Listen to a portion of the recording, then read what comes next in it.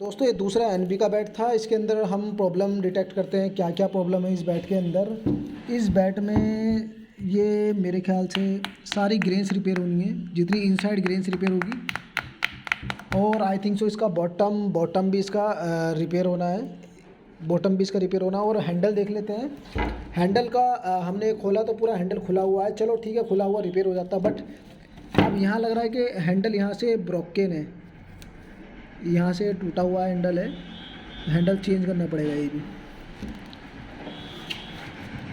दोस्तों अगर वीडियो अच्छी लगे तो लाइक और शेयर कीजिए। किसी को बैट रिपेयर या कस्टम बैट की रिक्वायरमेंट है तो डिस्क्रिप्शन में अपना मोबाइल नंबर मिल जाएगा, सीधा वहाँ से मुझे कॉल या व्हाट्सअप कर सकते हो। वीडियो अच्छी लगे तो लाइक और शेयर कीजिए।